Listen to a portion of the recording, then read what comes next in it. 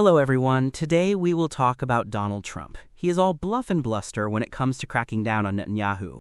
There is a sense in the Middle East, and in Israel itself, including among members of Netanyahu's government who are not the most extreme, that enough is enough. There are serious issues and problems with Israel continuing this war, quite apart from the international condemnation. Army reservists refusing to turn up, deep social tensions, and economic damage. Trump is meeting the Israeli Prime Minister Benjamin Netanyahu imminently. The U.S. president keeps insisting he wants to bring about peace in Gaza, but given that two previous ceasefire deals have collapsed, securing any end to the conflict is not going to be easy. It has never been easy to eliminate Hamas, and Israel may ultimately have to accept that the group will continue to exist in some form. Despite 2 years of war, massive casualties, and repeated Israeli operations that have decapitated parts of Hamas's leadership, Hamas remains embedded. From the outset, some Israeli officials privately admitted, "You can't kill an idea," a view not universally accepted on the Israeli right, but widely understood among military planners who knew there was no purely military solution. The current dilemma for Israel is whether Hamas will enter negotiations seriously. There have been multiple false starts, beyond even the 2 ceasefires that briefly took effect. If Hamas does participate in a credible way, Israel's military and political leadership must decide how much Hamas they can tolerate remaining in Gaza's political life.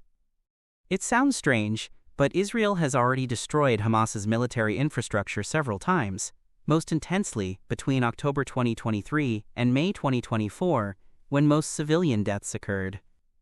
At the end of that campaign, Israeli commanders indicated their operations were largely complete. However, for political reasons, Netanyahu could not bring himself to finalize any deal. Since then, pressure has only intensified, especially after the collapse of the January ceasefire. Within Israel's security establishment, there are all sorts of careful formulations and admissions that Hamas will likely persist as a political entity. From Hamas's perspective, maintaining some military capacity, even residual armed cadres, would mean retaining the power to coerce Palestinians who oppose them. There is a long-standing theory, fairly widespread, that prior to October 7th, some in Israel's leadership actually preferred Hamas in power in Gaza, believing it was better to have an unreasonable, militant adversary than a more moderate Palestinian authority. Even back when Israel unilaterally withdrew from Gaza in 2005, dismantling settlements and evacuating Jewish residents, something many saw as a constructive step toward peace. Others speculated Ariel Sharon knew Hamas would eventually seize control. Although that interpretation is probably too Machiavellian, it is true Hamas did take over the following year, consolidated its power through violence, and sidelined other Palestinian factions. Since 2007, there has effectively been no unified Palestinian partner for peace. And some Israeli politicians have exploited that cynically. In the months before the October 7th attack, Netanyahu was facilitating the flow of Qatari money into Gaza, operating under the mistaken belief that Hamas would grow accustomed to a relatively more comfortable and corrupt life, profiting off construction and humanitarian projects, and thereby moderate its aims. That calculation proved disastrously wrong. As for who exactly speaks for Hamas today, the organization's senior leadership has been decimated. Of the original ruling council that orchestrated October 7th, perhaps only 3 or 4 are still alive. One figure, Aline al-Had, has emerged as the most consequential surviving commander. He stepped into leadership of Gaza's brigade in 2021, then the entire territory after Mohammed Sinar was killed by an Israeli airstrike in May 2024. Al-Had's base of support is Gaza City, regarded by Israel as the most militant stronghold, and likely where many hostages are still being held.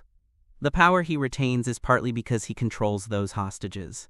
Hamas's organizational structure, brigades, battalions, command networks, has been shattered in most parts of Gaza. A rudimentary grassroots network has regenerated, with many volunteers but far fewer weapons or experienced fighters. Yet al-Had remains the critical figure because he holds the last substantial bargaining chip. In the coming days, the key signals to watch will not be about Hamas simply agreeing to a ceasefire, since they have repeatedly expressed readiness for long-term truces, but whether Hamas will effectively surrender power and release the hostages. That is Israel's primary war aim. From Israel's side, the question is whether it can accept Hamas continuing as a political party in Gaza. Turning to Trump and Netanyahu, Trump has postured about being tough on Netanyahu, making proclamations on Truth Social about holding him accountable. But this is familiar bluster, just as Trump has occasionally claimed he would pressure Putin only to do little. With Netanyahu, the dynamic is different. Trump sees everything transactionally, and the recent campaign against Iran has been a big deal in Trump's mind that binds them in mutual interest. So while he may not like Netanyahu personally, Trump is in a better humor with him than he ever was with Putin. But even in the latter case, he never applied sustained pressure. There is little reason to think he will start now. That said, there is undeniable fatigue in Israel, including within parts of Netanyahu's coalition. The consequences of prolonged war, social division, economic losses, reservist refusals, and international isolation are mounting.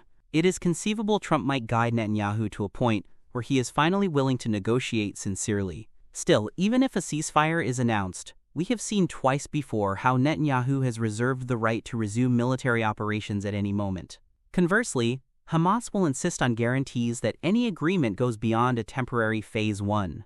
At this moment, Hamas may be in the position Trump has hoped for, sufficiently weakened to negotiate, but the decisive pressure will come not from Trump himself, but from mediators such as Qatar and Egypt. Qatar is critical to Hamas's survival. Egypt has its own reasons for hostility toward Hamas. Among these mediators, there will be intense efforts to coax Hamas into the final concessions, winding down its military capacity and releasing the hostages. For al-Had, the choice is stark: to take the risk of surrendering leverage, or to gamble on regrouping underground while maintaining the pretense of negotiation.